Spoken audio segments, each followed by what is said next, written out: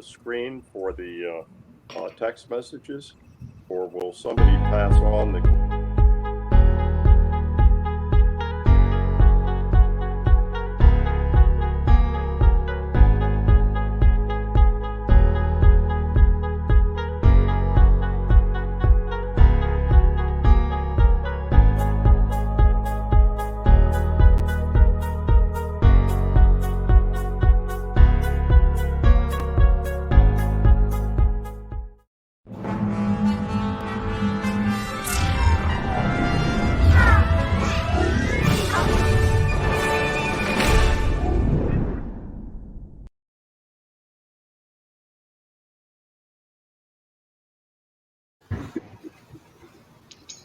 Well, hello everybody. Good evening and welcome to Saturday night at LibertyCon. All the panelists need to wave. We're in real time.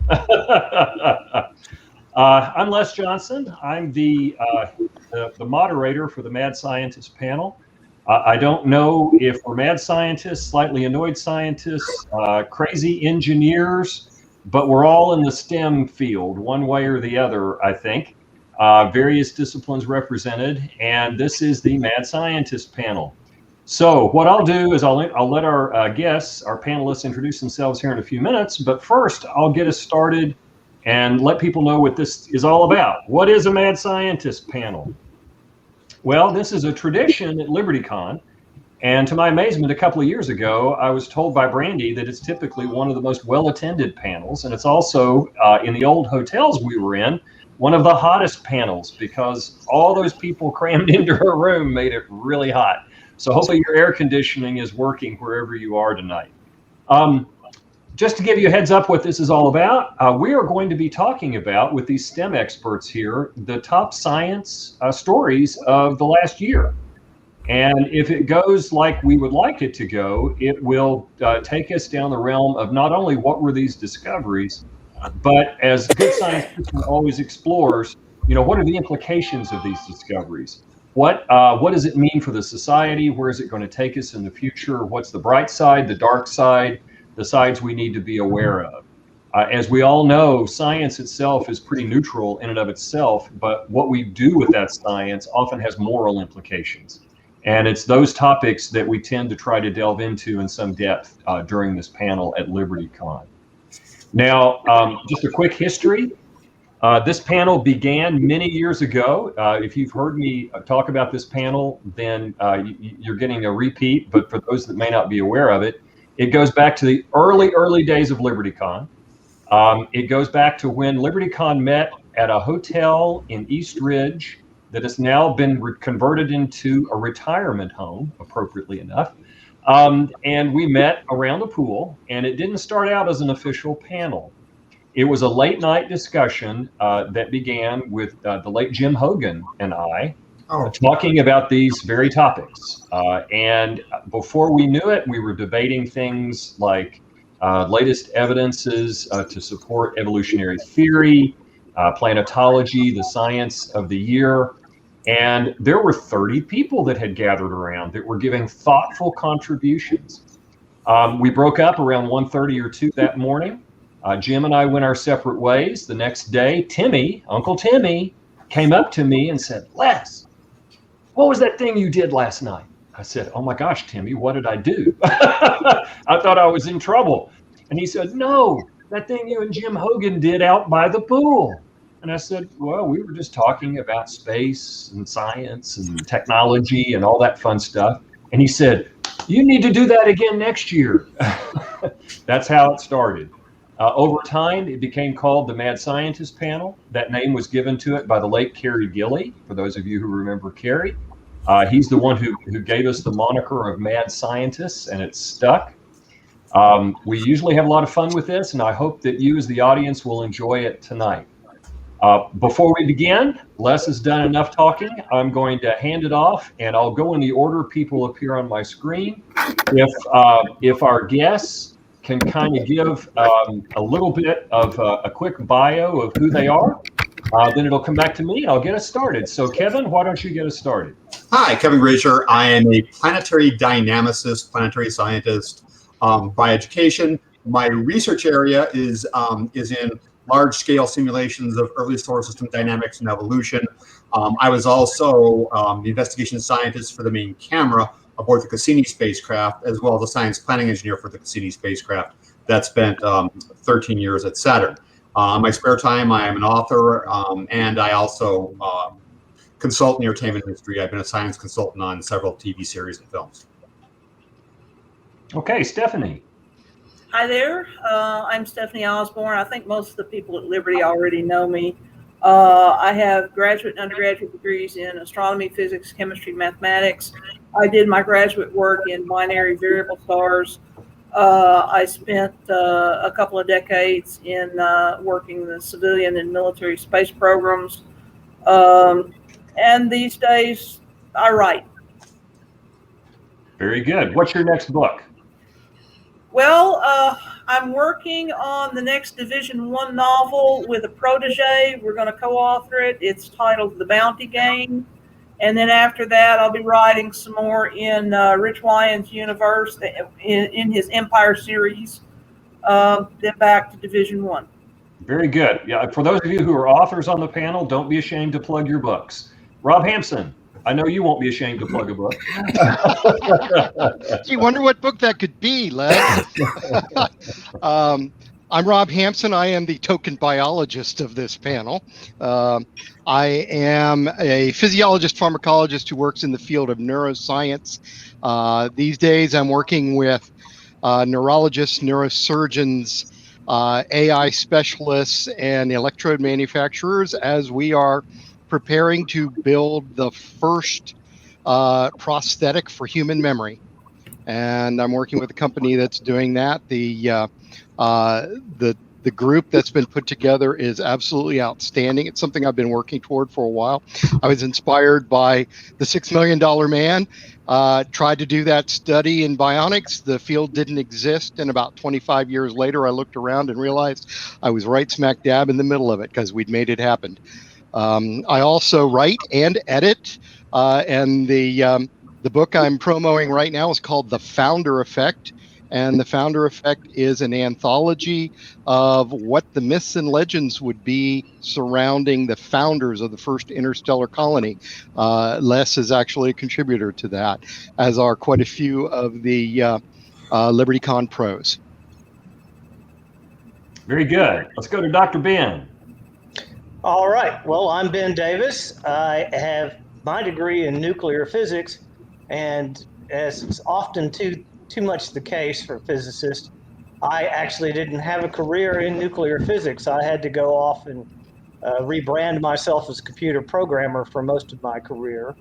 And then I was a controls engineer for several years. And now finally, I've gone back to being a college professor and just a lazy slug for the most part. And why the hell did I get this sign stuck on my head? I was wondering about that. They need to move it down to the right. You're living wrong, I guess. Let me see. I'll turn it over to Jeff Greason. Jeff. Let's see. In brief, I did software before I got into school. I'm an electrical engineer by training. I did biologically inspired neural networks in school. I spent 10 years doing computer design and chip technology development for Intel. Got into the reusable rocket field for rotary rocket. Started a company called Xcore and ran it for 15 years doing reusable rockets, but it didn't pan out.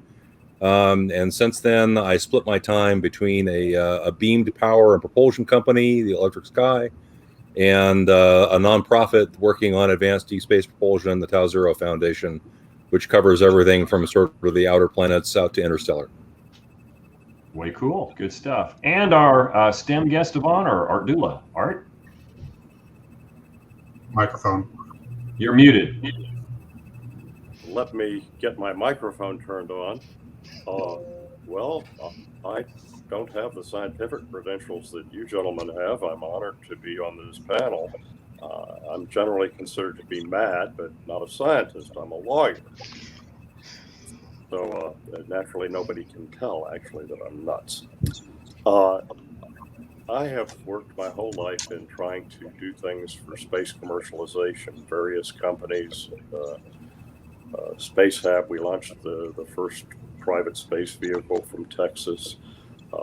Got the first Russian rockets with American payloads, contracted. I've worked with both the Chinese and the Russian aerospace industry for about the last, 20 years for Russia and 10 years for China. And I think we haven't seen anything yet. I'm a patent attorney, so I tend to look to the future through inventions. And so any free patent advice you want, feel free to ask. It'll be worth what you pay for it. Well, thank you, Art. And as your moderator, I'm Les Johnson. I'm a physicist. I work for NASA at the Marshall Space Flight Center, where I'm leading our first interplanetary solar sail mission. And I'm also a writer, and it is way cool because my latest book with co-author Travis Taylor, Saving Proxima, will be released August 3rd, and the author's copies arrived today. Talk about great timing. LibertyCon weekend. Yay. So if you haven't ordered it yet, go pre-order your copy now. It's in hardcover. It's the first book of a trilogy. Book 2 will be out next year. So we're busily writing, Travis and I. So let me just jump right in, if it's okay with y'all.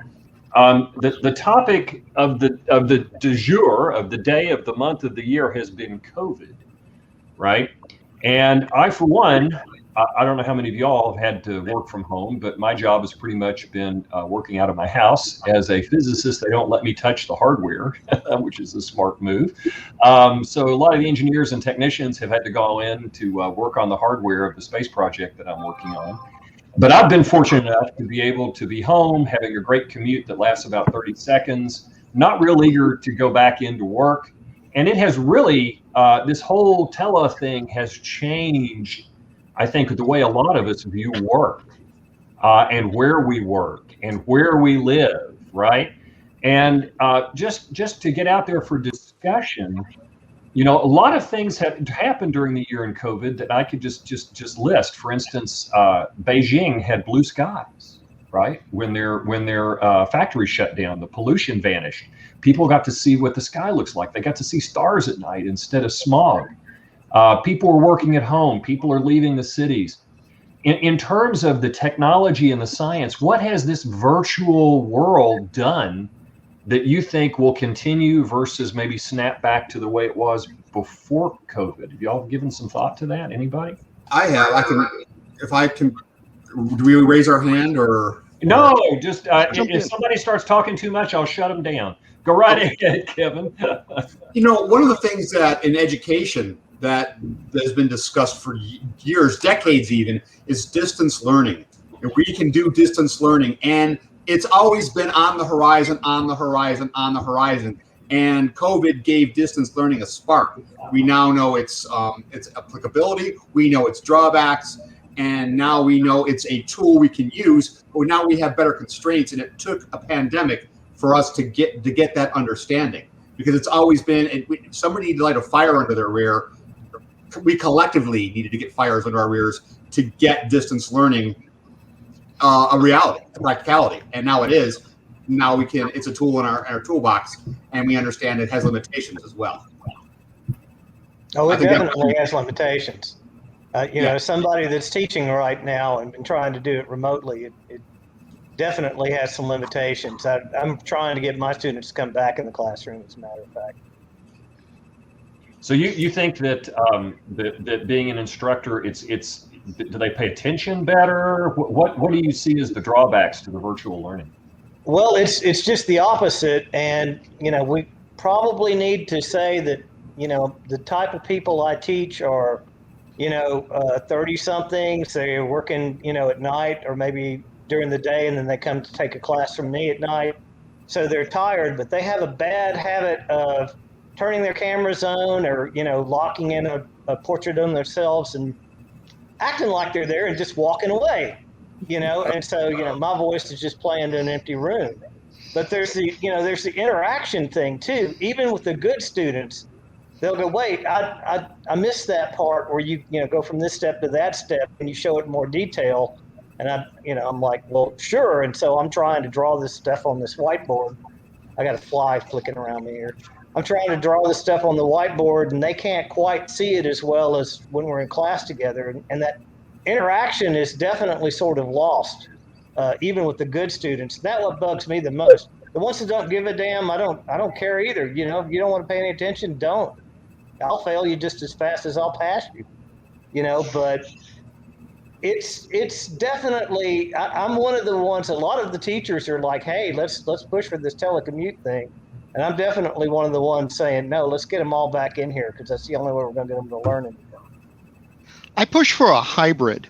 As a professor, by the way, it's not just the students making their WebEx connection and turning off their cameras and doing something else. Yep. But at the same time, what it means as a faculty member, yesterday I was able to sandwich in a PhD defense seminar in between two meetings without leaving my office.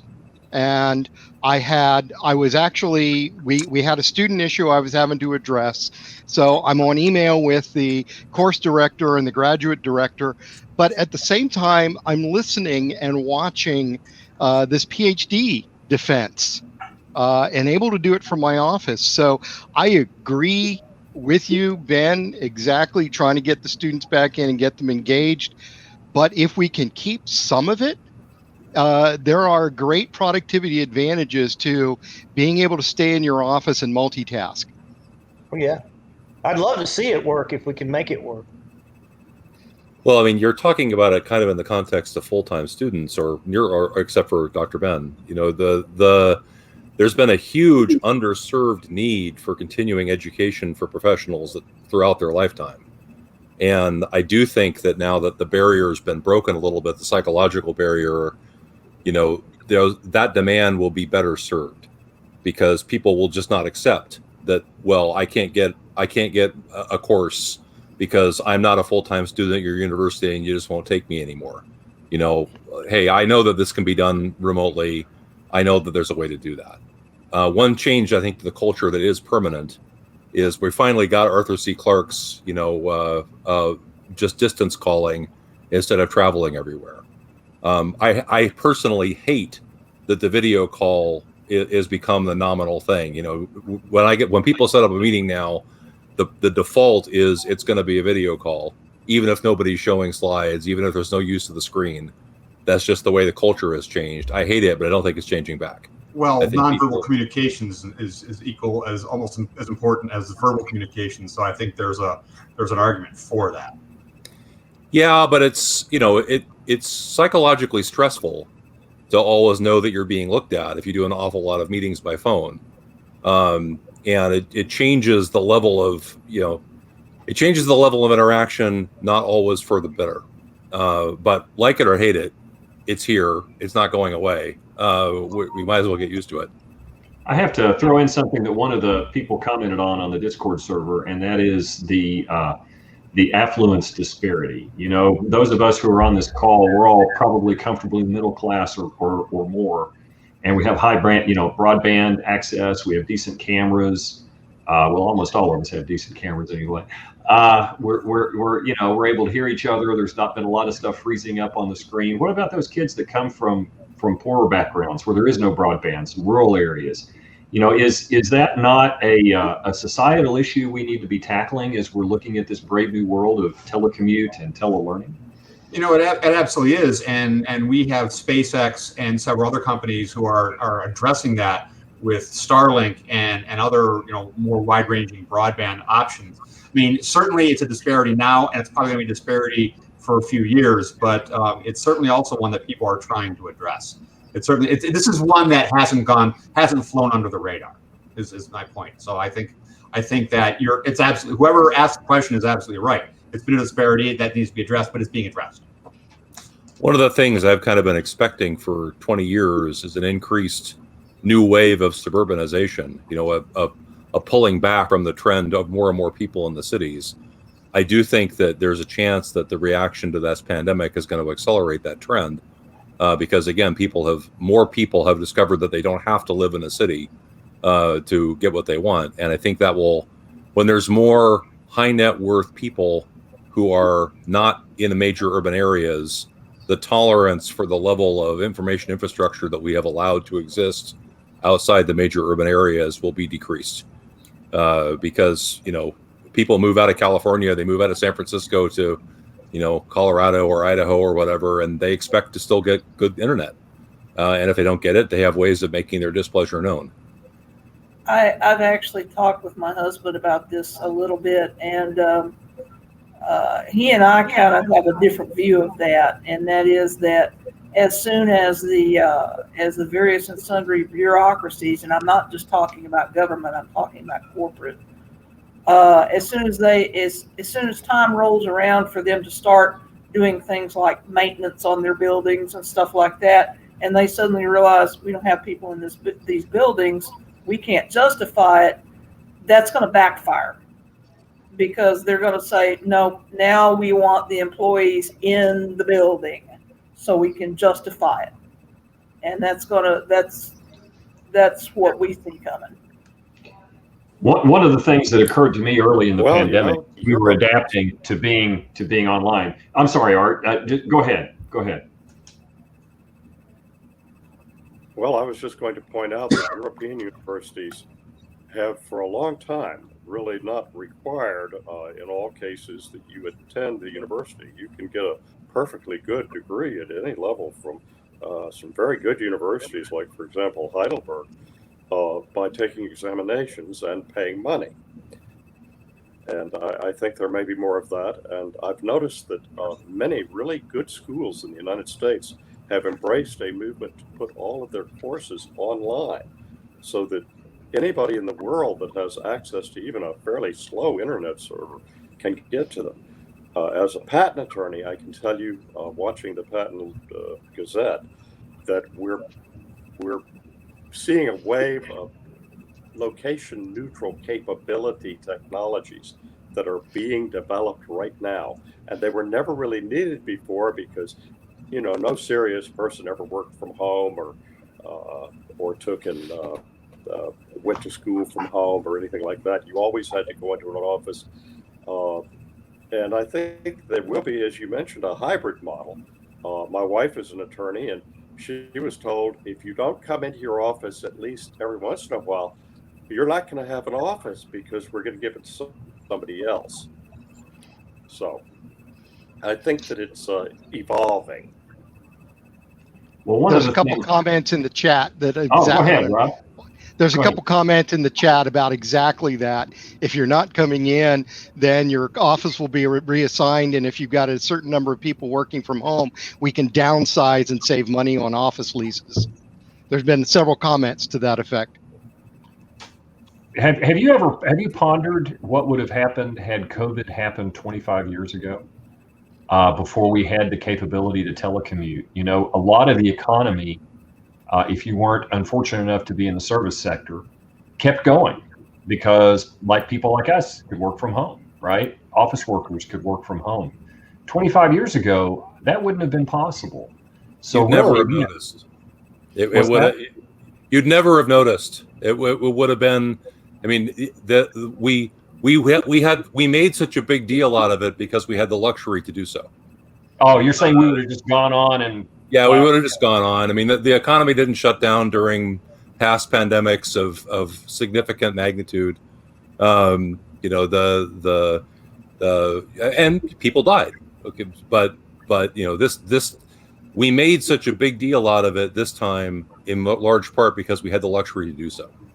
You know, at least the people who are making the decisions had the luxury to do so. That's an interesting point. Yep, it's good. Well, I'm gonna stop being the person throwing out ideas here. Is there one of y'all that had a big event of the last year, a big science discovery that you'd like to discuss? There you go. Go ahead. Yeah. I hate being the person who just always jumps in. I mean, I feel like I'm hogging these, but you know, there's a small thing that it got some brief attention, but I think it kind of snowballed to be much huger than it was recognized at the time, which I think is the kind of thing you're looking to talk about. You know, there was a discovery of something in Venus's atmosphere called phosphine, and phosphine is current understanding, is only created through biological processes. Now, I would bet money that the phosphine in Venus is generated by some other means, but who knows? Now, fast forward a few months, we have 4 discovery missions that are up for review. Which 2 are going to go? 2 are outer solar system and 2 are Venus. Personally, I'm an outer solar system scientist. You can guess where my sentiments lied, but both Venus missions got selected. Venus is in many ways an analog for Earth, but also, we're still looking for that, that life out there. We still know of life on only one planet in the entire universe for certain. And so I think that discovery of this one molecule in Venus's atmosphere, which got a little fanfare for a day or two, I think that helped drive the selection of, where we're emphasizing our exploration in the next round of missions. Feel free to disagree. Anyone else? Les? Well, I mean, there's no question that decisions like that, in my opinion, are influenced by what's in the media at the time. I can give an example in my own. I was working on a proposal most of 2020 for a big solar sail mission to follow the NEA Scout. And I have to admit, I was really glad that the Planetary Society's light sail was having all of its great success, sending down these beautiful photos from low Earth orbit, while the people were reviewing my solar sail proposal, which ultimately led to it being selected. Would the outcome have been different had the Planetary Society's sail failed? Maybe. We might not have won had that totally unrelated independent team's work not happened to be successful. So I think there's no doubt, Kevin, that what's in the news can't help but influence reviewers and people who select these things, right? And in your case, there's a saying in Hollywood that is appropriate here. No one wants to be first. Everyone wants to be second. Well, maybe so. So anyway, that's my answer to that. And by the way, this whole notion of astrobiology, and this is where we might want to defer to Rob, who's the bio guy here. But people say it'll have a profound effect on us if we discover life beyond Earth. I'm not so sure. I think it would depend on whether it's intelligent life or biological. All these near misses we've had on biological life, like the Mars meteorite a few years ago, now this phosphine, which may or may not be indicative, the methane gas they picked up in the atmosphere of Mars, which they thought was some kind of microbial flatulence or something. That was all hyped, and most of society was kind of like ho hum, right?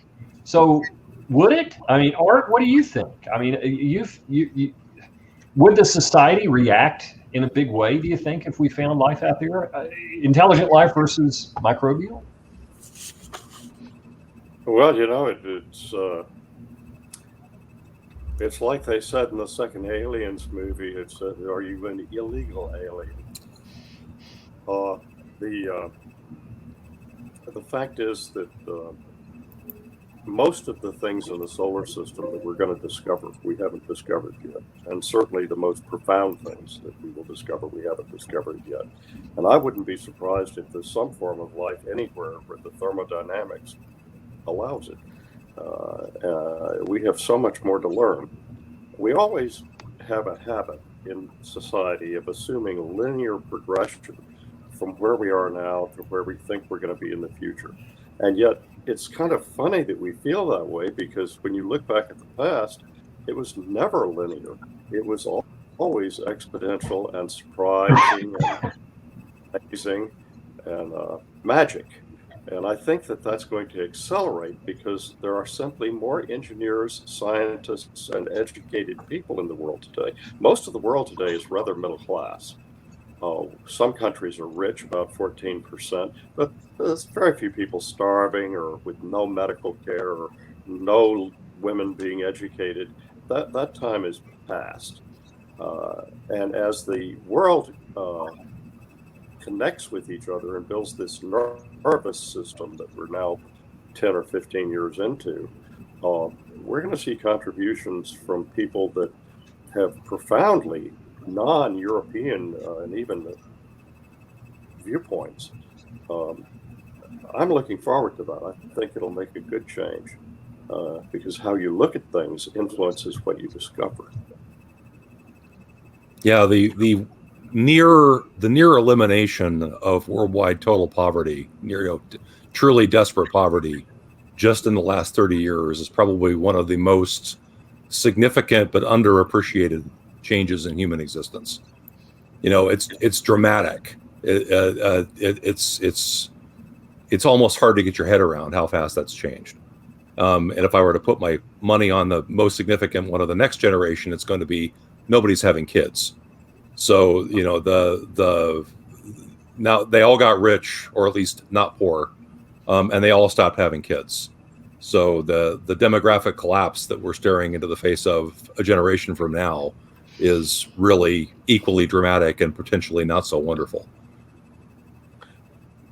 Well, I don't guess you can do everything with robots, Jeff, but the people who don't have children won't be, even if we had robots and they replace people, so what? There are robots, right? They'll get along. The best way to adapt to this is to read science fiction. It really is. Paradigm shifting is what you do when you read science fiction.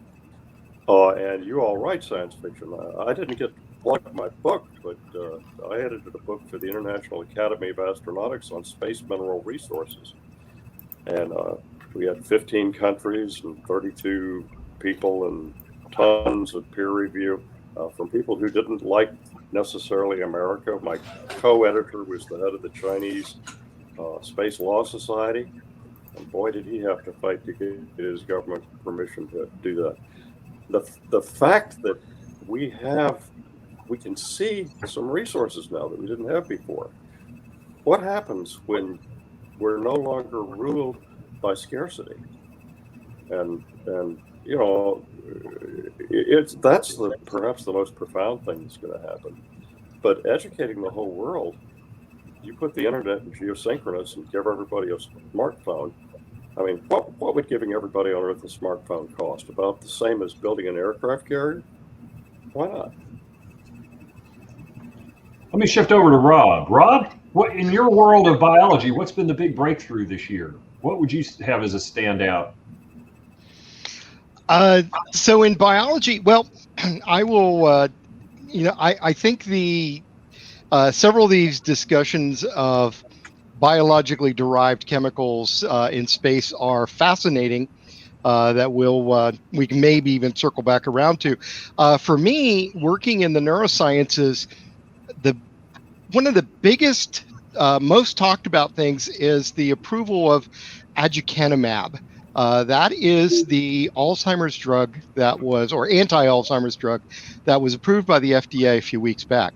And it's highly controversial with several people who were on the boards that were analyzing it and discussing and weighing in on whether or not it should be approved, resigning in protest. I am actually working with a medical device company, and we are targeting neural implants as part of what's called precision medicine, because drugs just don't work for everybody. And the big truth of the matter is drugs don't work for anybody. And if we're looking at something like Adukanymab, which may not work for even a majority of people, when it comes to Alzheimer's disease, we don't have a good drug. We don't have a good treatment at all, period. So now we have to go back to these questions of how does the brain actually work? And it's really surprising, actually, because we thought we had it figured out. There are abnormal proteins that collect in the neurons, in the brain cells, and those abnormal proteins cause the cell to lose effectiveness. And when they lose effectiveness, the networks go down, just kind of like a computer network or any sort of telecommunications network. And when the networks can't talk to each other, we start losing the mental facility. We lose our reasoning abilities. We lose our memory, such as that. And we said, okay, if we can just stop these chemicals from these abnormal proteins from accumulating, or better yet, if we can find a way to remove them, we've got it made. And the animal tests were very promising. And when it comes down to getting a drug into human trials and into human practice, it's not working. It's not enough. So we're having now to borrow from all of the other fields. We're having to borrow from computer science, from information science. We're doing a lot of high resolution imaging, both in the visual domain with X-ray, CT, magnetic resonance, but also in the magnetoencephalography range with MEG. Magnetoencephalography is a great way to record inside the brain from the outside. And the more we do that, the more we find out we've got to get back to the networks. We've got to figure out what allows one area of the brain to talk to another. And when you get down to that issue, drugs and drug treatments are not a one-size-fits-all, because it's more of a one-size-fits-none. And precision medicine is actually the direction that a lot of medical treatment is going these days. Hey, Rob, I'm going to get some of the other panelists in just a minute, but I want to follow up with Rob on something you mentioned, talking about understanding the brain and how this works, and the forgotten the term used for encephalography or something for externally figuring out what's going on inside the brain. Science News just did a special issue on all the brain research that's happened in the last year, raising questions about your right to privacy, because apparently we're getting so good at understanding what activates certain parts of people's brains that there is now a concern of people being able to remotely assess things like your emotional state, agitation, arousal, other things, just by some kind of scanning and figuring out what your brain's doing. And so there, Jeff, I noticed you nodding. Did you read that issue or read through it? Because and I was really shocked that we've made that much progress. The DoD has got people looking at, where it's anticipating where the pilot's going to go, what they're going to do, those kinds of things. Is that a thing? How far away is that? Is that something we need to worry about? There's some DARPA, of course, is always in the process of funding science fiction. So things that come out of DARPA projects really do sound like science fiction a lot of times. And they've had as their goal things like, can we record brain patterns that correspond to very specific items of information, like words, so that a person could think a sentence and have some sort of a reader pick it up. And we really are starting to get to a point where we understand the patterns better. But it still comes down to the networks. When it comes down to figuring out an individual pattern for a specific piece of memory, that's really, really hard and requires a level of precision that our external tools can't get to. But getting global patterns, you're right, emotional state. There's an anecdote we tell, and of course, the plural of anecdote is not data. It is purely a one-off anecdote. But a major university decided to study concussion in their football players. And they scanned every player they've got. They've multiple scans, really high resolution brain imaging to study concussion. They cannot publish the data. They cannot publish the data yet because so far they are the only school that has done this. And it is so characteristic that all you would have to do is look at one record and you'd know who the football player was. Wow. That's scary. Now, it's an issue of having too few subjects and a lot of very precise data. But it is exactly what you're talking about. I'm curious if that university was one of the service academies. Well, Rob, what do you think? Neuro. Because I taught at West Point for a couple of years, and I know that the Army was actually partnering with the NFL on studying concussions. So no, it's actually a West Coast university that is known for imaging, and the reason why this came about is because they had the highest resolution imager on the West Coast. got it. Yeah, but no, the Army's very interested. The service academies are interested.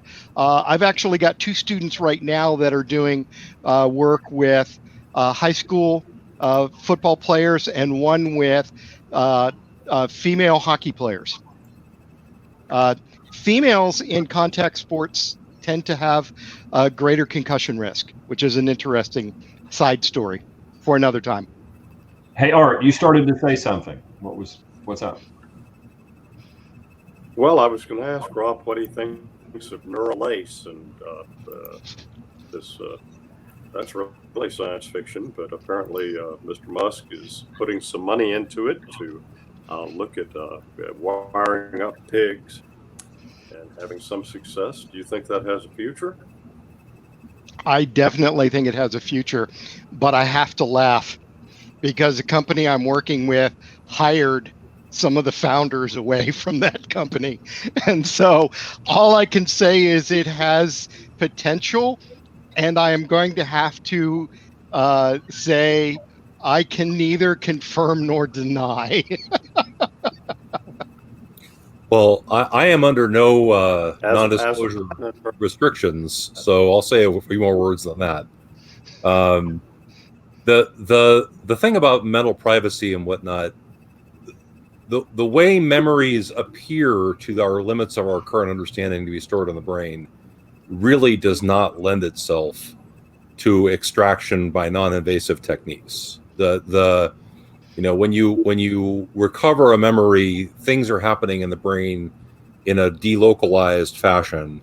It's not a big collective thing that makes a big signal. When you're scared or aroused or excited, those are much easier to sense because they're happening on a large scale. A lot of neurons are firing at the same time. But before you get too spooked about that, I mean, you can detect that with an with a polygraph. It's not that there's nothing new there, but it's not nearly as spooky at the current state of the art or the projected near future state of the art as Science News might have made it seem. Boy, they did. They really did. The impression I got from that is that things are really close. Science News is not what it was 10 years ago. But the other thing is that, when you talk about brain implants, Speaker, of course, knows way more about this than I do, but the how do I put this? We're not nearly as close to elective. You don't need it for a medical purpose. It's not an important medical intervention, but we're going to put electrodes into your brain for fun. That's not real close, and it might be really, really not close. When you think about any kind of biological implant that penetrates through the body, somehow you have to get the data out. So you can get it through Wi-Fi, etc. You can transmit wirelessly through the skull. But then you have power limitations. It's again, there's things to do. It's an interesting field, but it's permanently overhyped in terms of how close we are to some of these things. And before I get off the screen, I still see a lot of flicking notes about the phosphine thing going in Discord. So I'll take the chance to say that finding was seriously critiqued by other authors shortly after it came out, and there's been a certain amount of retrenchment and backpedaling. So there may not indeed be a phenomenon to study in terms of the phosphine on Venus. It's controversial whether it exists at all. So don't get too excited. And when I brought that up, the point I was making was that I don't think it's biological, and my point was, though, that one small data point that was a blip in everybody's news feed ends up, I think, funded to missions. Well, it may, in addition to it being non-biological, it may be non-existent. That wouldn't be the first time that's happened either. Right. And before, since you brought it up again, the other factor, without getting too deep into the political weeds, let's just say that the study of Venus ties into politically popular themes that come and go with the tides of who's occupying the White House. I'm trying to say that the greenhouse effect was discovered on Venus. Yes. Yes. When planetary scientists argue for funding, we always say that we study other planets to learn more about Earth, and yes, Venus is actually a really choice example because that's not an exaggeration. So there you go. Yeah. And like I said when I was earlier, Venus is considered by many to be an Earth analog in many respects. Well, it is about the same size and pretty close to the same distance, and very lot of similarities, more so probably than Mars, right? And it may even have plate tectonics, which they just discovered within the past month or so. I'm going to shift over and bring some of our other folks into the conversation. Stephanie, what has come to your mind about the big event of the last year? What really got your jaw to drop in the science world last year? Oh, geez. Well, I think the thing that was most in the news was probably the whole thing with Betelgeuse dimming. And, oh my gosh, we're going to have a supernova, blah, blah, blah. No, now it's popping back up to more normal levels of luminosity. Can you rewind a minute? And for those that aren't that familiar with astronomy, tell us a little bit about the star and what makes it so significant. Okay, well, I actually did a talk about this afternoon, but Betelgeuse is a variable star. It is a somewhat irregular periodicity. It's what's known as both an intrinsic and an extrinsic variable, in that it is intrinsic because it pulsates. It is extrinsic because there is something that periodically comes around and blocks out and dims the light. What happened was that it started dimming in late 2019. And it continued to dim and dim and dim down far below any of its recent bottoming out light curves. And there started to be a concern. Betelgeuse is a red supergiant, and it has been off the main sequence for several million years. And it's going to be a very short lifetime star. It's just that big. It's just going to burn out fast. And so there was a lot of discussion about, whoa, is this the beginning of the end here? Because when the core starts exhausting its fuel, it's going to start dimming. And that will be a precursor to a supernova event. And with Betelgeuse only being the smallest estimate for its distance is about 600 light years. So that's relatively close. And it's one of the brightest stars in the sky. So when that thing goes, we are going to know about it.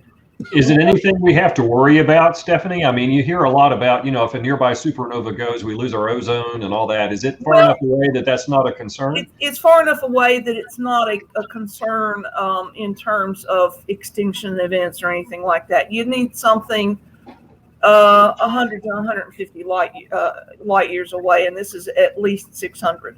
So as far as humanity is concerned, as far as life on the planet is concerned, that's not an issue. The supernova event itself may cause a proton event on the sun, so that could affect our tech a little bit, but that's about the size of it. It's not going to hurt us necessarily. But when it goes, it's going to be bright. You're talking about the brightness of a half moon. You're talking about visible in the daytime. It's going to be impressive when it finally does go. But, it could have gone 600 years ago, or it may be another million years or so before it goes. But there was a lot of excitement because it was dimming for a long time. It was dimming for about a year, a little bit over a year. And then finally, at the end of last year, it bottomed out. The light curve bottomed out and started to swing back up again. So it's brightening now. So it's just Betelgeuse being Betelgeuse. But it was kind of exciting there for a while. Way cool. Good stuff. One of the lesser known things that I think was kind of cool was they've pretty much ascertained that at least some neutron stars likely are not nucleon degenerate matter all the way through. The cores of some may have quark matter in them. And I thought that was really, really cool. So, I got a question over here. How concerned should the world be about the possibility of solar flares? Well, right now, not much. Because as best I can tell and looking at the various and sundry models that are out there, I'm thinking that the sun is about to go into an extended minimum. And we're looking at a loss of most active. There's going to be sunspots, but they're going to be small. And they're not going to have a whole lot of activity associated with them. For a couple of decades, 2 or 3 decades, would be my estimate. I can be proven wrong on that, but right now that is based on what I'm looking at with the models. That's what I see seems to be the best fit. Make sense? It does. Hey, Ben, what do you think? What do you think is the big news of the year? What got you pumped up? Well, I pondered that. I've been pondering that for the last day or so since you brought it up initially. And, there's a couple of things, but the one that really sticks out in my mind is in quantum computing. The Chinese came out not long ago and said that they've got a quantum circuit now that's 1 billion times faster than anything anybody else has come up with. If that's even remotely true, that should scare the hell out of everyone. Because the thing with quantum computing is it works really well in rapid decryption of things that you can't easily decrypt with brute force algorithms. And so if you've actually got a quantum computer that's 1 billion times faster than anybody else, guess what? You get to read everybody's email, whether it's secured government email or whether it's business transactions or something being bought on Amazon. So that's scary as hell to me. And that's worth bringing up, I think, more over anything else I thought about. Don't be too scared. They can do that already. The Chinese specifically, or you mean the government in general? The Chinese specifically. There were massive data penetrations of the U.S. at all levels over in the late 2010s. So I mean, unless you're talking about a system that was completely deleted everything and built from the scratch in the last couple of years, they've got it. And besides, the big tech companies that you do your purchases with are so fully penetrated by Chinese intelligence that if you're worried about it, change your behavior so that you are not worried if they can read your stuff. Don't operate with the assumption of privacy. If you want something to worry about the degree to which the Chinese are collecting our DNA information. They are going whole hog on collecting everybody's genetic code. Okay, now you intrigue me. How are they doing that? Who do you think is doing the testing for 23andMe? I see. Yeah, but you got to submit that, right? Yeah. And how many people are getting their DNA testing done? That's going to be processed through. If it may still be in a U.S. lab, but the software that they're using is reporting back to China. Yes. Lovely. And So I'm not saying it's nothing to worry about. I'm just saying the quantum computing part of it is not that much of an additional worry. yeah. Well, this is a broader question then, and it's not so much scientific as it is engineering and geopolitical. How did we let ourselves get into this position with China? I'm a federal employee, and I have identity theft protection courtesy of Uncle Sam because my personnel records were read by the Chinese. And lots of other people's, including CIA agents and others, right? So how did we get in a position that we let this happen? Whoa, I'm stunned. Were we asleep at the switch? Well, That's a charitable way of looking at it. The answer is fairly simple. Walmart and Target paid to industrialize China, and they used some of their wealth to build 20 times more scientists and engineers than we have. And it isn't surprising that those young people are now doing things for their government. The real problem is that there's really no set of shared cultural assumptions with China. China's a tyranny. There's very few people running China. If you want a really interesting book to read, I suggest you read The Governance of China, which is a massive 2-volume work by the current president of China. It is as important as Mein Kampf. I mean, any discussion about how we got here leads into political issues that not everybody will be on the same side of. But let me put the most charitable. I mean, the least charitable reading on it is they got enough money that they were able to buy enough politicians that they could get what they wanted, and buy enough corporate boards. How is that different from any time in the past with anybody? But it's been a long time since anybody but the U.S. could afford to buy the U.S. That's true. The most charitable reading of it is there was a belief, a long-standing belief. I mean, it's been U.S. policy to foster a strong China since the 1800s, because it was believed that they would be an important trading partner, and we didn't want to see them fall within the sphere of influence of any of the other regional powers. And although it's not long forgotten now, this is actually how the U.S. got into World War II, was defending the territorial integrity of China.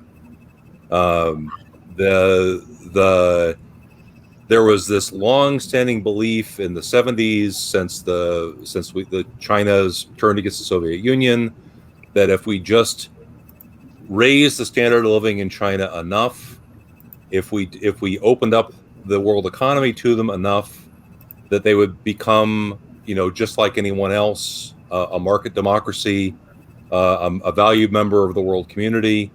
You can again debate to what extent that belief was, how much of that belief was motivated reasoning, and how much of that belief was just being stupid or naive. But it was a bipartisan belief. And it led to a throwing open of the entire world economic system to China, even though they didn't meet any of the conditions that would normally have been required for that level of openness and entry. And they did indeed raise their standard of living. They did not become a market democracy, and we are now dealing with the consequences. Well, let's talk about quantum computing. It's simpler.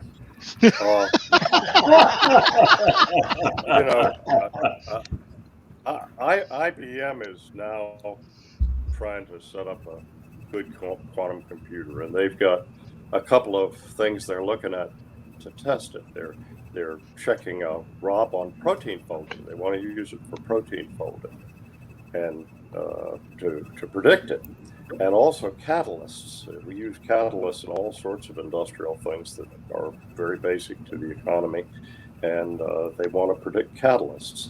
And the third thing they're going to work on, we just heard about this last week, is they're going back to the traveling salesman problem. They're going to be looking at how do you optimize really complex logistical things that have lots of variables, and it's not easy. But for that's the standard. What happens when you couple that with deep learning? I mean, so you've got one computer over here that does deep learning and teaches itself chess in a half an hour, and you set it out to learn the world economy, and then you hook it into a quantum computer that can take and handle all of the logistics.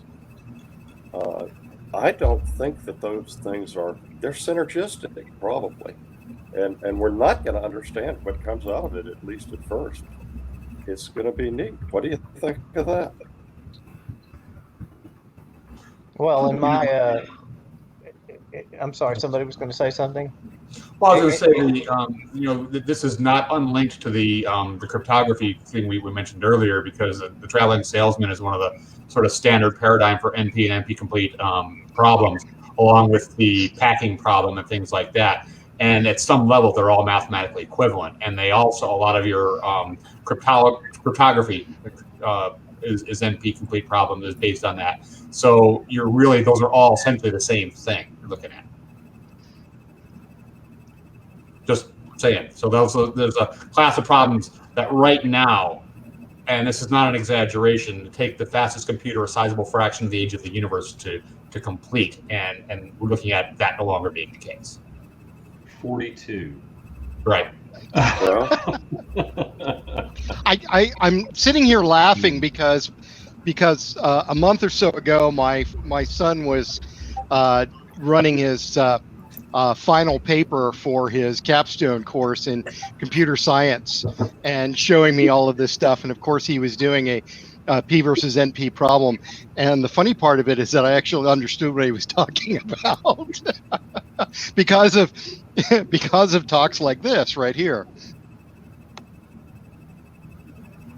Well, I think I'm going to ask some of the smarter philosophy of science types out there in the physics realm to give me a good tutorial someday about what it means philosophically to have a quantum computer with regard to the Copenhagen interpretation versus the many worlds interpretation of quantum mechanics. But that's definitely too deep for tonight. But it is one that I have to admit troubles me greatly. And that'll tell you how nerdy I am, that I get troubled by such things. That'll require more scotch. Determinism out. What's that? Don't count super determinism out. It's not dead yet. Yeah, I'm not dead yet. I'm not dead yet.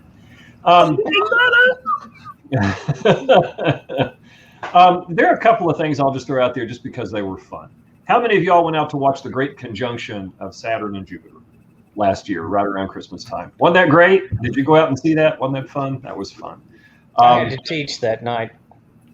Well, and if you had cloudy skies, I'm sorry, but it was still pretty good. It's still nice to look at the days, up to and after where they weren't quite lined up and were close, but it was a lot of fun. On a sad note, does anyone know if there are plans to rebuild Arecibo after its collapse last year? I had put that on my list of events for this year, and I grouped it with Spitzer and Hubble because it's. We have, it's a changing of the guard collectively. Right, you want to elaborate on all of those? Tell us what's going on with all those. Yeah. Sure. There was several great observatory missions, and Spitzer was an IR telescope, infrared telescope, and a lot of your really interesting astronomy today is being done in the infrared because infrared EM radiation can pass through dust clouds, and there's a lot of dust between us and anywhere interesting. So infrared is really important. Where at the same time, Arecibo receives radio signals from, either astronomical phenomena or, ET. So, but also you can send and receive. You can also use Arecibo theoretically to map some of the bodies in the solar system. And then there's Hubble, of course. Hubble is having problems right now with its main computer. And it may be a goner as well. The interesting thing, as far as Arecibo right now, I know the Chinese have plans to look at something, maybe a radio telescope on the far side of the moon. I don't know what our plans are, but there's talk about, Arecibo is in a dolina, or it's a large sinkhole. So the craters are roughly radar shaped. So those would make a great Arecibo analog. But as far as Hubble, I don't know how many people know that several years ago, the DoD, or the National Reconnaissance Office, literally told NASA, "Hey, we have two Hubbles sitting here," because Hubble is basically just a spy satellite turned outwards. So what they did is, we have two Hubbles here. You want them? And they sat there on the shelf for the longest time. NASA didn't know what to do with them, so they're finally starting to purpose those and know they're going to be going up in the not too distant future. But they're not going to be replacing Hubble, because that's because Webb is going to be an infrared, primarily infrared telescope. It's going to be going up in the comparatively near future, and that will at least replace Spitzer. And I'm prattling on. Anyone else want to chime in? Well, will Webb launch while there are still anything other than infrared light to see from the universe? Oh. That took a minute to sink in, Jeff. I hope the Arion rocket they're sending it up on is a good Arion rocket. Yeah, will Arion 5 still be in production? It's a good question. Well, we'd hate to lose the Webb telescope. Yes, we would. It's taken so long to build it, so much money. It's a good example of a real mega project. There are a lot of things happening that I noticed in the patent literature. There's a way to focus light that is mathematical rather than physical. It's you can think of it as being multi-axis interferometry, but it produces an image. And the invention was to figure out how to make the mathematics work 10 to the 9th faster than anything else. And there's a company I know that's actually going to build one of those. And with a 5-kilometer array with 100 light buckets, you can resolve about 2 inches on the surface of the moon. And since it doesn't preserve the phase, it reconstructs the phase mathematically.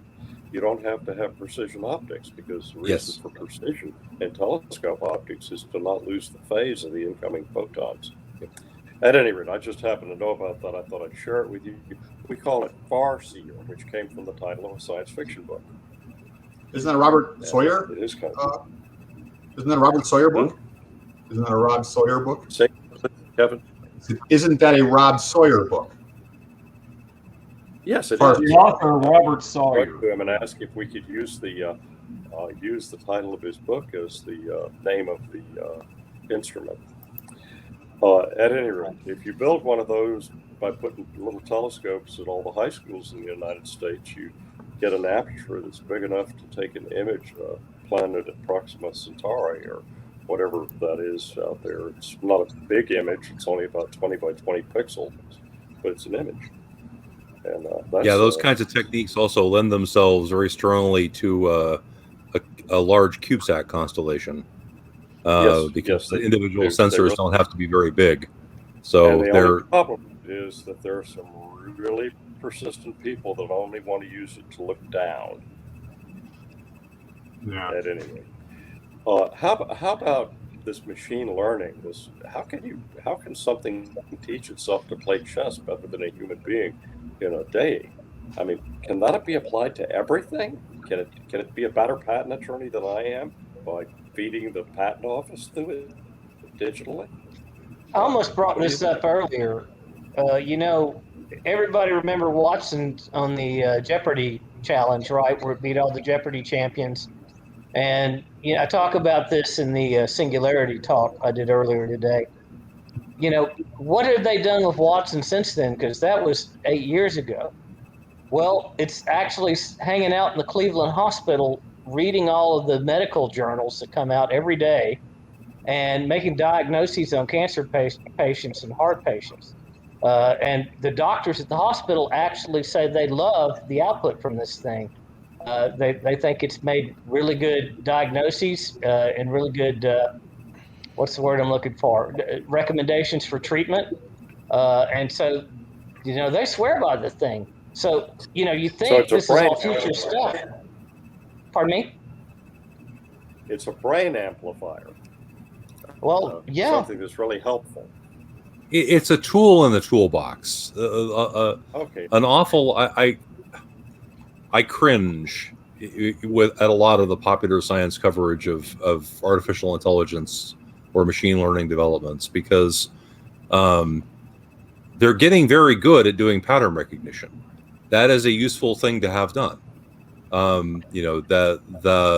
If you give them a good enough training set, and that's really the limiter on why you don't see more applications of them right now, of those techniques, is because the training set is really the key, and it's actually surprisingly hard in a lot of fields to come up with a good training set. And if you don't know, that's what you're doing when you prove that you're not a robot, right? When the little pictures come up and you classify which one of them is a what, your brain is being used to harvest as a training set for pattern recognition computers. That data is sold, and that's what you do when you do the "Am I really a human?" challenge. Is you're volunteering to train machine learning databases. No, you're not volunteering, because you don't get a choice. I'm also rather disturbed by your choice of terms. My brain is being harvested. I don't know that I like that. From a neuropsychology perspective, when you see the results of things such as the Google's deep learning, deep dreaming, and it comes up putting puppy dog noses into every conceivable whirl and swirl of a picture. From a neuropsychology point of view, that's called obsession. And it is a flaw in the pattern recognition that there is an overgeneralization. And the more the cyber side tries to mimic the human brain with processors, we see a lot of that type of obsession. You see the pattern recognition goes to a point where there's actually not enough data to get it past a particular level of precision in its outcome, in its decisions. And you're right, it really comes down to you haven't given a good enough, a sufficient enough, or a deep enough training set to the model yet. And the thing that people think of as true intelligence, is people don't need to see 78 million leaves before you can tell it's a leaf, right? We have generalizing capabilities that are not currently well represented in what you think of as machine learning. I mean, machine learning might be a bad choice, because there's a picture of this app where you take a picture of pretty much any leaf and it tells you what kind of plant it is. So you can get that on your app store. Yes, in fact, I have that on my app store. But so I'm just saying that what's going on is my son is really into this. So he and I trade this information a lot. It's really exactly the same stuff that was going on with hardware neural networks 30 years ago, only now they're software neural networks, because the graphics processing units have gotten good enough that you can model all this stuff on really big data sets. And I don't want to denigrate it. I think it's an incredibly useful tool, but it's an incredibly useful tool. It's not about to become Skynet.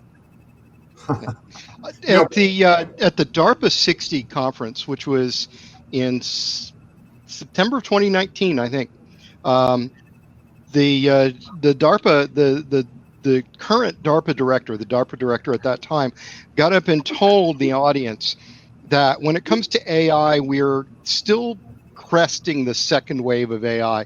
The first wave of AI was linked lists, lookup lists, pattern recognition. The second wave of AI was the natural language recognition, where you could talk to Siri and Siri would answer you in a synthesized voice that had the information. We're still really at this pattern recognition. The holy grail, and where the third wave is supposed to go, but we're not seeing it yet, is rationalizing and making what we would consider intuitive leaps. And that's where the gap is at this point right now. Because the obsession concept here, that's not an intuitive leap, that's a counterintuitive process. I think Dr. Ben earlier said that, you said that, what's Watson been doing? And you mentioned the Cleveland Clinic. in addition, they had Watson do a movie trailer. If you're familiar with the movie Morgan was kind of like a horror version of Ex Machina, and they had the human trailer that they released, but they had they had Watson do a trailer for Morgan, and it's on YouTube. It's actually not bad because it can analyze, when the music gets crescendo, when that's stressful. It can analyze people's voices when they're, when it's a stressful part of the movie. So, and there's I figured out a template for what makes a good trailer. And like I said, it's not bad. So some of those intuitive leaps, and also given the fact that, that they have literally taken the collective works of Philip K. Dick and crunched those and made the model. There's a robot that emulates Philip K. Dick without maybe the drug and alcohol problems, but they can literally take like everything you've written, you've posted to the internet, and then recreate your personality. And they've done that. It was an episode. It was the movie Ex Machina. It was the fundamental premise of Caprica, the Galactica precursor. And it's there's also a Black Mirror episode where they took somebody's collective writings and created a personality, and they've done that. They literally, there's a you can speak. There's an app you can talk to Roman, where Roman was this Russian AI entrepreneur who was killed in a traffic accident, and they literally crunched everything he ever wrote. And now you can talk to Roman. He's dead. The Roman, but you can talk to him, and people who knew him say it's actually pretty good. The same people who made the Roman app made a app where you can talk to Prince, and I believe you can talk to David Bowie. Well, the question that I have to ask about all this before we move on to another topic, Jeff, I think, said we're not going to have Skynet anytime soon, right? But what I'm hearing is that AI and when you couple that with automation, it is definitely going to change everything, right? And we're already seeing that with the reduced a lot of the jobs that left my hometown in East Kentucky, which was an industrial town. A lot of those were lost to China. A lot of them were lost to automation. And you put the two together, and it was a death knell to employment for working class people throughout the country, right? And there were a lot of people in academia and in the intelligentsia. No offense to Art and his attorney, but doctors, lawyers. I've heard both of them being discussed now as being replaced potentially by AI. You get lectures all online. Who needs professors anymore? Let the AI do all the grading. Are we setting ourselves up for a future of massive unemployment or underemployment? Andrew Yang pointed out, and part of his argument for universal basic income, whether or not you agree with that or whether that chafes against your basic values, he's argued that we talk about the jobs going to China, and that's nothing compared to the jobs lost to automation. And he says people are going to need jobs, and that's not going to have them because machines are going to do it all and cheaper. So that was has actually made it into the political realm because it's a concern. So if Andrew Yang brings it up into that the realm, then yeah, it's a big deal. Well, yeah, I see it, and I get mad when I go to Lowe's and you have the auto checkout, right? Check yourself out at Walmart, at Lowe's, all these places. What happened to those cashiers, right? It's hitting everywhere. Sorry, somebody else started to have a chime in. Go ahead. Yeah. We were talking about industrial robots, and the thing that gets me, because I made a pretty good living doing that for a while, programming industrial robots. And they got robots now that you bolt them to the floor and you grab their hands and you say, move your hand over here, pick this thing up, stick it over here to this welding station, turn on this output, run the welder for 3 seconds, move it over here, set it down, add it to this other part, do this other thing. And you literally take the guy that's been working in the assembly line on that same job for the last 10 years and you have him teach the robot by moving his hands, literally lead him by the hand.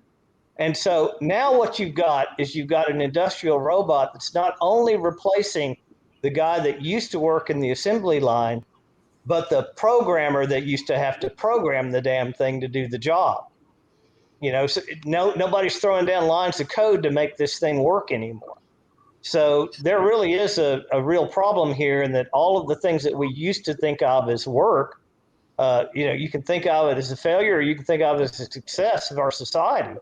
But all of the things that we used to think of as work for most people, we've got machines doing it, and, we talk about intuition and how that's the next big step, and I've only had what I'd call, maybe 5 good moments of intuition in my whole life. Everything else is repeating patterns that somebody else has taught me.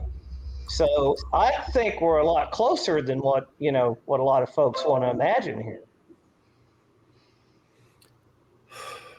Okay, I'd like to say something about all of that. Okay, it's an issue that generates a lot of fear, and I'm not saying that it shouldn't generate some of that fear, but a lot of it is not reasoned fear. I don't know that you have to be afraid at all. It's just a different thing. One factor of that. Okay, right. It's easy to think, and people have thought for 300 years that because a class of employment is being automated out of existence, that will mean there's nothing for those people to do. Right. So far, that's never turned out to be true in the long run. Now, that does no good whatsoever for the individual people whose jobs have now gone away. Right. And there is a societal gap that we really haven't plugged ever in how do you deal with the fact that individuals who have acquired a useful skill are no longer that skill is no longer desired.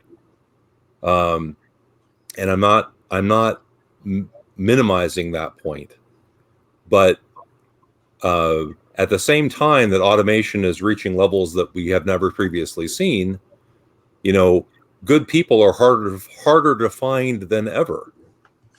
It's not the cashier that you miss at Home Depot or Lowe's, because that job was easily automated. It's the guy wandering the aisles with the apron who, when you stop him and say, I've got a plumbing problem like this, what parts do I need?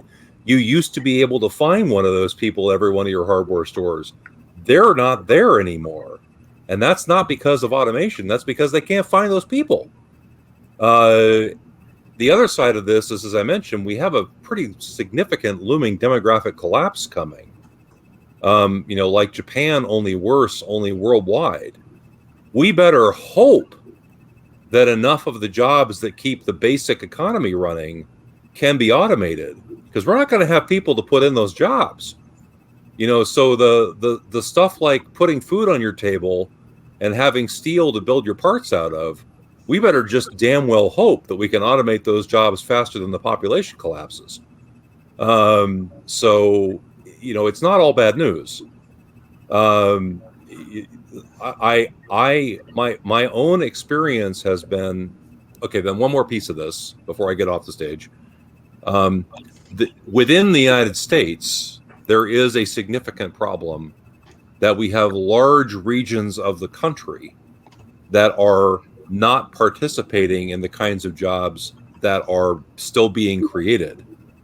That is bound to lead to serious unrest. And we're just starting to see some aspects of that. That is entirely, sorry. No, go ahead. Finish. I was just going to interject something. Go ahead. That is an entirely solvable problem, right? There is no law of physics that you have to go to San Francisco to get the money to start a business that sells on the internet, makes using machines that you can put into a garage, and can ship worldwide because of worldwide delivery services. Those businesses can be in Kansas. They can be anywhere. And people who would love to do those jobs are in anywhere. They're all coming here. They just don't have access to the financial infrastructure that enables them to capitalize those businesses. That is not a technological problem. It is a challenging problem, but it is not a technological problem. And if we chose to, we could solve it. You know, And I that think goes wrapping back around to- to where we started, it also COVID has made the solution to that, may have pointed out the solution to that, or maybe the inciting incident, if you will, for the solution of that. Well, and it brings me back to when Amazon was looking for, its infamous search for HQ2, and they only looked at cities that didn't need the people. They overlooked all these great places that Jeff's talking about, where they would have been fantastic employers, gotten low cost of living, great quality of life for the employees. They had high unemployment. And what did they do? They skipped all those and picked New York and San Francisco or whatever. It just made no sense whatsoever to me. Hey, I've got to jump over to something I know it's near and dear to a lot of people here, and that is space exploration. And last year was a momentous year because we saw the return to space of American astronauts launching from the United States on an American rocket, right, going to the International Space Station. That was the first time in a decade that we had done that since the retirement of the space shuttle. And from a geopolitical point of view and a technological point of view, the whole commercial crew program with NASA, SpaceX, hopefully soon Boeing, has been a success, a resounding success. We now have the big Starship X that's out there. We've got Jeff Bezos getting ready to take his flight on his own rocket to go to space, and it's a race between him and Branson, who's going to be the first billionaire in space on their own rocket, right? So is this really going to change the paradigm for space exploration, do you think? Or is this just a flash in the pan?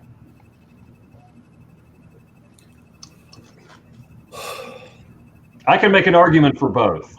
Yeah, that's why I'm sitting here kind of like, you could go both ways. And I think events are going to dictate that, because they really haven't had their first big loss.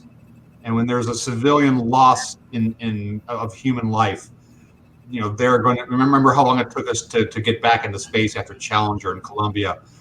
We don't have the Apollo 1 drive anymore, that we're like, we dry our tears and then we're back at work on Monday.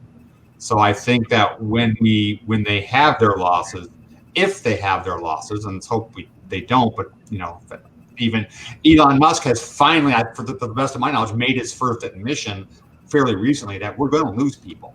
It's inevitable. It's inevitable. It is. He's never really wanted to talk about that because and I've always kind of felt they play by different rules than NASA has to play by. If we'd lost as many SNs as they've lost, or as many SLSs as they've lost SNs, NASA would be out of the rocket building business, and Stennis and Marshall would be looking for other work. Well, in the current environment, yes. But in the early 60s, that's kind of what NASA did too.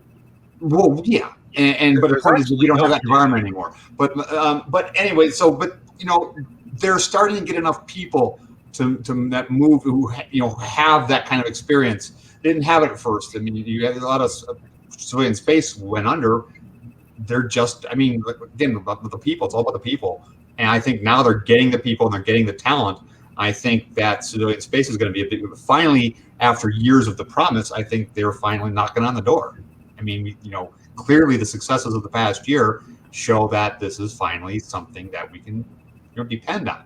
I still think they're playing by a different rule book. I still think that there will be events that will dictate what happens and that are just completely, disconnected from talent pool, technology, and what we can do. I think what we will do will be event driven.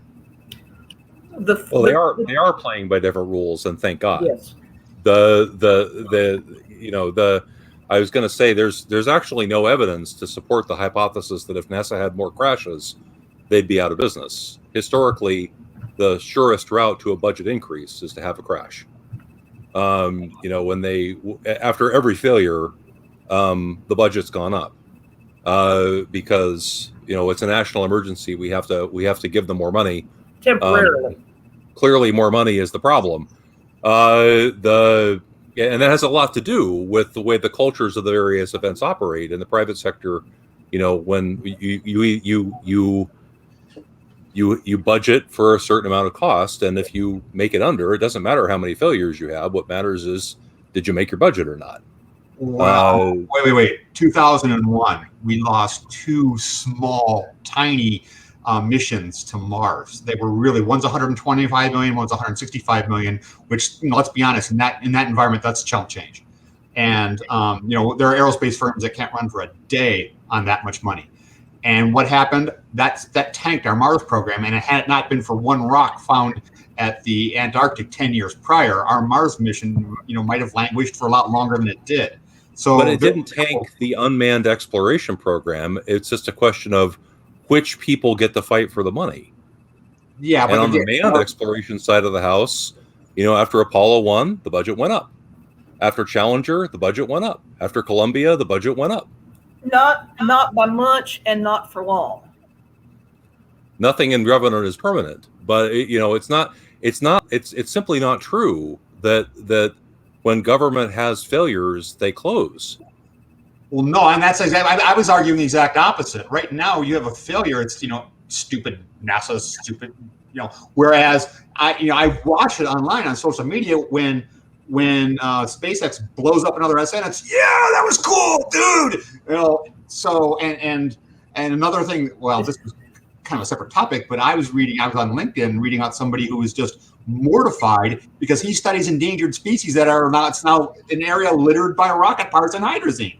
So, not necessarily hydrazine, but all sorts of toxic substances that he can't do his research. And there's, it's literally endangering species or that are already endangered. So there's sides you don't think, but since it's his own money, he can blow as many up as he wants, and people just go, "Yeah, cool fireworks, dude." It's the MythBusters effect. Exactly. Well, and then when we, I say we, I'm not at NASA anymore, but when there was the hot fire test at Stennis earlier in the year, now it's since been, they succeeded, but when that cut off after a few minutes, people got bent out of shape. Why can't NASA do it when SpaceX? Well, SpaceX is blowing up their rockets. So anyway, it's different rules, I think, that we're playing by. But that said, they're succeeding. I mean, the fact is that whether or not they're playing by the rules, they're starting to succeed. And the last year, especially, has shown that we've probably past a threshold where that civilian space is now, they will have a role, and it's been proposed for a long time. Let civilian space do the mundane, the going into orbit, maybe even eventually going to the moon. Let NASA do what NASA's always done and push the envelope. And Stephanie, go ahead. The trick is going to be, as somebody mentioned earlier, what happens when they lose somebody, and that's going to be a paradigm shift in yes, it will. Because there will be a huge outcry in the media, and that's going to tell the tale. Now, there are multiple ways they can respond to that, and how they respond to that will determine their success going forward. If I were in person, I'd have to interpose myself between Stephanie and Jeff. So go ahead, Jeff. Just like when Virgin Galactic had their crash, which was highly negligent, and probably should have resulted in legal liability, but did not. They lost all their money and stopped their program, which they did not. Yeah, but it set them way the hell back. For technical reasons, not because their customers went away, their financing went away, or they were regulated out of existence, but because serious flaws in their system were uncovered that took them a long time to fix. And that was not in orbit either. There's something different about an aircraft crashing and a spacecraft crashing. I think this time it's different is always what people say. I've heard this for 20 years. I appreciate that, until we get to the event, we don't know, but I don't believe it. I didn't say that it was going to end them. Okay. I said it was going to produce a paradigm shift. So what you're going to find is, having sweated in the trenches on this issue for a long time, right? You cannot take people up into space in the current regulatory environment without them voluntarily assuming that risk. Sure. You know, I worked in the manned space program. I know how that works. people have a different attitude towards people who die in voluntarily assumed risks than public servants. And let's let Art chime in on this one, because I know we did the panel talking about legal regimes in space and all that, and I think this not everybody was able to attend that. Art, so can you talk a little bit about the liability of these companies when they're taking, like, the difference between taking a NASA astronaut up? I mean, the commercial crew program. Well, don't forget that NASA is paying SpaceX to take the astronauts up there. SpaceX isn't doing this out of the largesse of their heart, right? I mean, they've been paid a lot of money to do it. And by NASA, it's part of what NASA's plans are right now. But when you talk about commercial launch of tourists and all that, Art, what kind of legal stuff is revolving around? Are you asking? Yeah. Okay. Well, first of all, NASA's had a pretty stable budget for the past 40 years of about $20 billion current dollars a year. Of that, they've spent about 3% on commercial. And when the commercial SpaceX brought the Falcon 9 and the capsule in for 10% of what NASA thought it would cost, NASA's reaction was to try to kill it, and they didn't succeed.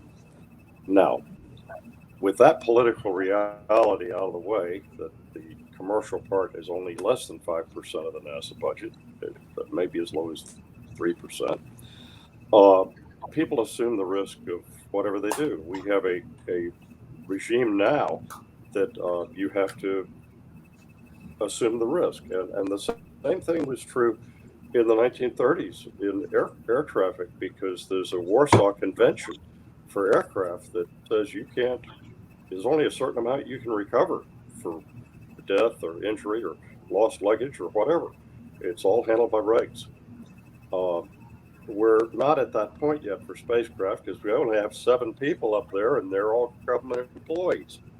So when you have 1 million people, there's 500,000 people in the air right now, this minute while we talk, 500,000 people up in the air. There's going to be insurance. We are good at writing contracts of indemnification. We're good at writing contracts of carriage. We can take care of all of this stuff. What we can't take care of is completely idiotic politicians saying that there can't be any risk and you can't lose anybody. You know, if you lose one person, then, you shut down the industry. That's just nonsense. But it can happen.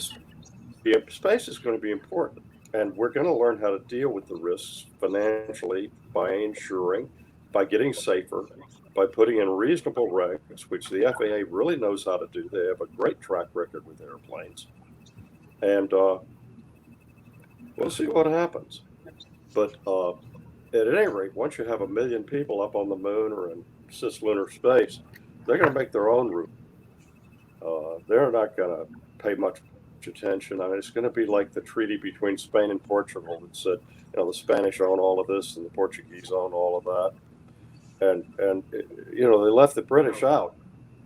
And as a result, they got the British Empire because it was commercial.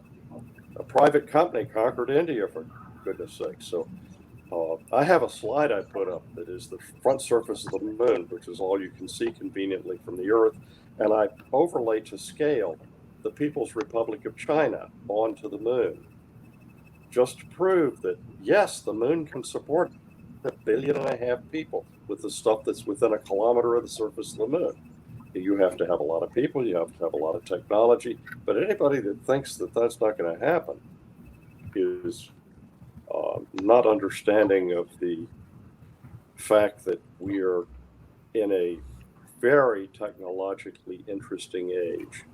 We're learning a lot of very basic things about what to do that we didn't know before. It's like this meeting we're having right now. I mean, who could have conceived of this a few years ago? It's the first time I've ever participated in one. But I tell you, if I have to lecture in China or in Russia now, which I do, I lecture in their law schools, it's going to be virtual, because I don't like sitting on those airplanes for 15 hours. I think that the law is infinitely adaptable to help human society do whatever human society decides it wants to do. Now, it may be that we have to learn Mandarin to do it if we're risk averse. The Chinese are not risk averse. They are not risk averse. And they're going to Mars. Do you realize the terrific loss of face that will happen in China if they don't get to Mars by 2033, which they just announced they were going to do? I think they'll spend any amount of money they have to do that. At any rate, wow, this has been a fascinating activity. Why don't we just have people that can live in space, give them photosynthesis? I don't know. I've worked in advanced technology and in patents for a long time, and I see a lot of stuff coming through the patent gazettes now. But predicting the future is really hard. It's really iffy. If you went back and tried to predict that there'd be 500 million people in the air in 1910, nobody paid any attention to you. And yet it happened. And by the way, they lost hundreds, thousands of people dying in aircraft crashes. I mean, much more than NASA's lost. I would like to also say, Les, when you asked the question, you did the very common thing of saying, how is this new transportation capability going to affect space exploration? As if exploration were in some sense the sum total of what it is that we do in space. It may or may not affect space exploration very much, because space exploration is a non-profit activity. The amount of which that we do is governed by political forces. But what it might do for space commerce or space industrialization is kind of more interesting. And when I use the term, I guess I should come up with a different term, the space enterprise, I guess, because I really think in terms, I'm a big advocate of space science, space development, space commerce, all of the above. And this, of course, brings up another big topic that's happened in the last couple of years, although it's been a long time coming, and that's the creation of Space Force. And I think you knew it was inevitable that this question would come up. But I get asked that question a lot. And people's eyes kind of drop back into their heads after I give them my answer for why we have a Space Force, which I'll start out with and then let you all take it and rip it to shreds. And that is, of course, after they get over their political reaction to Space Force, because I think that there are a lot of people who don't have much of an opinion, except if Trump was for it, I'm against it. And if Trump was for it, I'm for it, right? And my understanding is, based on discussions I've had with Air Force Space Command and the Space and Missile Defense folks here in Huntsville, Space Force, or something like it's been in discussion for 20 years. It's been a long time coming. It's been debated in Congress long before President Trump made it happen. And in large part, true, the mission's going to expand, and we can talk about that.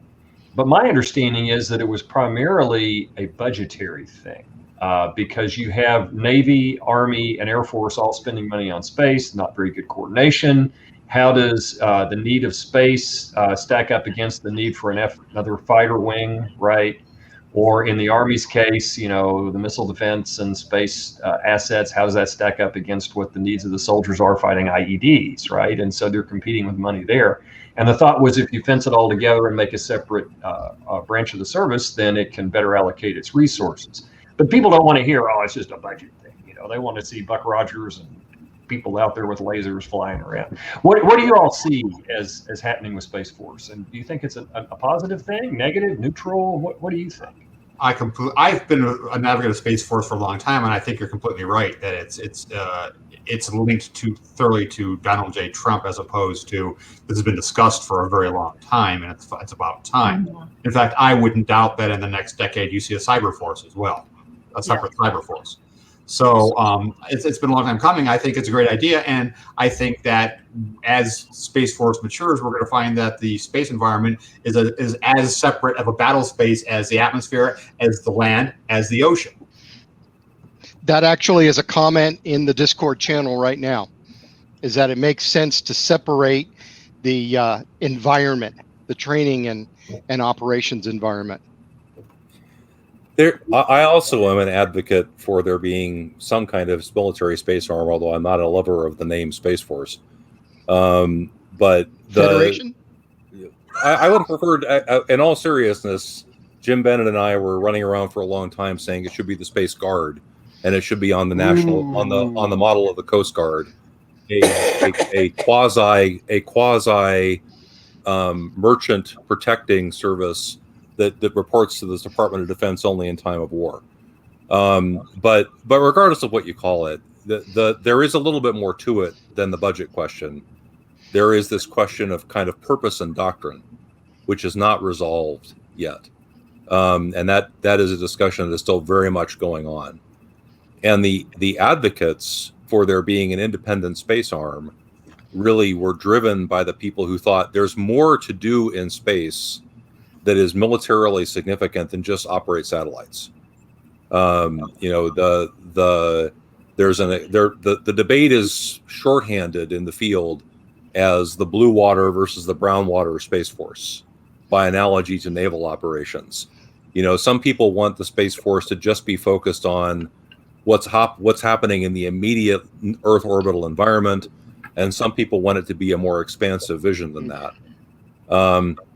And the reason why this is a debate is that the Air Force was not doing a very good job, in my opinion, of taking on the role of the primary purpose of military activities in space is to protect the commerce taking place in space. That's much more of the way the Navy thinks about ocean operations. Why do you have a Navy? Well, because merchant ships are going around on the ocean all the time, and if other people can stop them, and you can't stop them from stopping them, you have a real problem. So that doctrinal debate is tied up with the creation of the Space Force. It isn't over yet. But there are reasons for beyond budget why this might be an important discussion to have. There's another point. I think Jeff, space environment. Interject. Go ahead, Kevin. You finish. I was going to say the Space Force, the space environment, that deserves a table at the Joint Chiefs as well. It's by the table. Look, the Air Force. Look how long it's been since a non-fighter pilot has been the head of their Joint Chief or their head of the Air Force. And the last time that anybody who was space related was 1978, Lou Allen, who went on to lead JPL. So it's a question: is do they deserve a say with the Joint Chiefs? And I think the answer is yes. Go ahead. I'm sorry. There's something that's a little more basic, perhaps a little bit more legal. The basis of law is force. The basis of all law is force. If you don't have the ability to project force, your law isn't going to be the law that controls. You won't have jurisdiction. Jurisdiction is the power of the court to declare what the law is. If you break the law, eventually somebody will come out with a gun. If you shoot that guy or gal, the army will come in and get you. And if you defeat the army, then you've just taken over the country. It's the U.S. heliocentric space navy is absolutely necessary to project civilization into space if you don't want to have to learn Mandarin. And if you do learn Mandarin, I have some good books I can suggest for you that will make you want to do otherwise. But the really important point is that you have to be able to back up your law with force. Oh, you don't have to be nasty about it. But we have to have a navy in space, or whatever they call it, a space force. It's a navy in space. For the same reason that England had to have a navy, because we live on an island. And when we go into space, we're going out where it's just a pale dot in the distance. And do we really think that that law from the ground is going to control all of that after there are a million people in space? History would suggest otherwise. So there will be a space navy. It may be the cislunar space navy. It may have nothing to do. I mean, for the next little while, everything's going to be dependent on Earth because it's the people, it's the capital, it's industry. But eventually, there'll be more people living off the Earth than on the Earth because there's more energy and raw materials. It's not complicated. And hopefully they'll be friendly to everybody that's still living on Earth. I hope so, because they got big rocks up there. That, by the way, is a weapon of choice, probably, is an asteroid. And I guess that's a little off topic. That's another point. That there's a role for the Space Force. We've known for a long time that we've been hit, we're going to get hit again. And that's a potential job for them right there is mitigating large rocks heading our direction. Yep. Absolutely. Well, if anybody gets serious about space mining and people on the surface of the Earth decide they're going to control all of that, I think they may find a fairly large number of rocks in a fairly low orbit around the Earth, for just I wouldn't be surprised to see that happen. We already know that there are collections in the L5 points. There's small clusters of asteroids there. Yeah, well, the point is, if you go into space and you've created a culture up there, and that's what we talk about because we're all science fiction fanatics, and there are raw materials and energy, it's going to be much richer than the surface of the Earth eventually, not immediately. And at that point, probably there will be indigenous military forces in space. But as for the U.S. Space Force, we're only 4% of the world's population in the United States. We use about 25% of the world's resources. So we have to do something. Otherwise, people are going to gang up on us and say you can't have all that stuff up in space. There are already people making those arguments. The most important thing that happened from a legal perspective is the 2015 law that codified the common law of the United States, saying that you could own space mineral resources. You could trade it, you could buy them, you could sell them. And the reason that that's important isn't because it changed the law. The law was already that way. What it did, it removed legal risk for capital formation. And that's going to become very evident. As a matter of fact, I'm going to plug another book now. Space Elevators. You see that? Space Elevators. It's an IAA publication that the Heinlein Trust printed because it's a really interesting technology and we're not that far away from it. Maybe 20 years, maybe less. I have to interject because sorry, Art, I'm going to interrupt for a second. In the online chat that we've had among the panelists, we're going to end this at about 2 hours instead of going to 3. And I think that's because a lot of us have Zoom fatigue.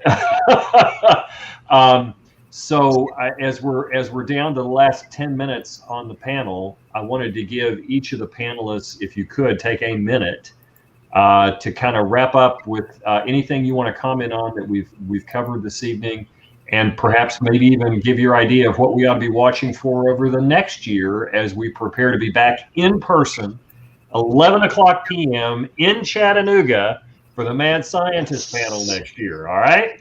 And yes. I expect everybody on this panel to share a beer with your moderator sometime that weekend. Anyway, Kevin, anything to throw out to the audience here before we break? We talk about civilian space a lot, and I think this has actually just got pushed back to 2023. But a small company in the desert, California, Maston, is going to land a cargo carrying probe at the lunar South Pole, and they can only do it during very narrow windows when it's illuminated, which is like 11 days at a time. So they just this past week pushed their next launch back to next year. It was supposed to be within next year, so that would have been exciting next year, but that's still TBD. But that's what the first thing that came to mind. Steph. Oh geez, I don't know. My field of astronomy and everything, it's more serendipity. It's hard to tell what's going to happen, what the next big thing is going to be. Maybe Betelgeuse does go supernova, who knows? But I'll keep an eye on it, and I'll bring whatever new stuff that comes up with me next year. and looking forward to it. Sounds good. Rob. A couple of things we touched on in chat. There were a couple of issues about implants that I'd be happy to do some more chat on. But we also touched a little bit on brain injury and capabilities and rehabilitation and the like. Tomorrow morning, we've actually got what's called a fireside chat. It's a pre-recorded panel, but it's me sitting around with some professionals in the field talking about, we mostly talk about concussion. But it is pre-recorded, which means at any time after 10 a.m. tomorrow morning, it'll be open. Click on it and watch it. That may answer a few questions. Of course, we'll be online in the STEM chat on Discord. And I'm going to stay on Discord for a little bit as well. It's up to you, Dan. Well, I don't have a lot of thoughts other than perhaps I married a good woman because she brought me more scotch when I ran out. I'm looking forward to James Webb. Hubble really rocked our world when it started bringing back high-resolution pictures from space, and I expect James Webb to have some surprises for us too. And so that's personally what I'm looking forward to. Other than that, I'm running the STEM track, so I'll be online on Discord, be talking to people about all the questions that didn't get answered there as well. So I'm good. Jeff Greason. So I also will hang out on Discord for a bit. Les never got around to asking me about what the neat developments were. So I'll just say in brief, but I'll just say in passing that there were two really potentially big deal papers published in the last year on no kidding realistic warp drives, both of which I think were potentially important. And they're important in and of themselves, and it's important because you're starting to see it move out of the niche community into being a topic of no kidding discussion among people who think about general relativistic physics. So that could in the long run turn out to be a very big deal indeed. All right, Art.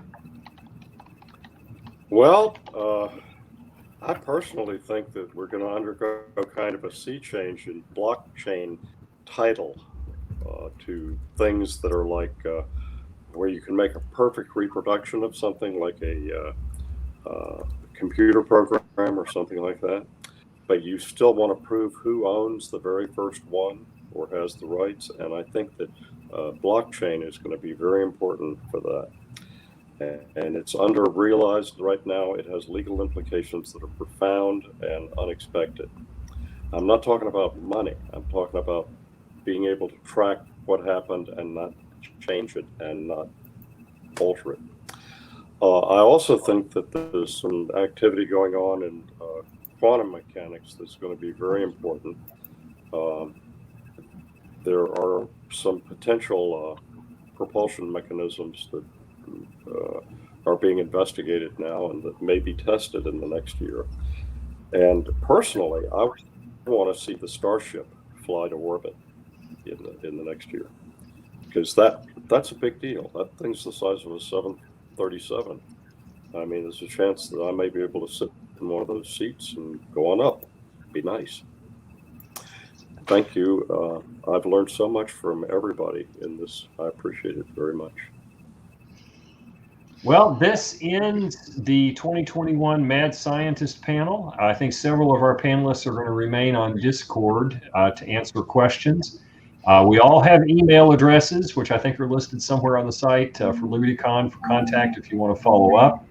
And I appreciate y'all tuning in, and have a great evening and a great rest of LibertyCon. We'll catch you next time.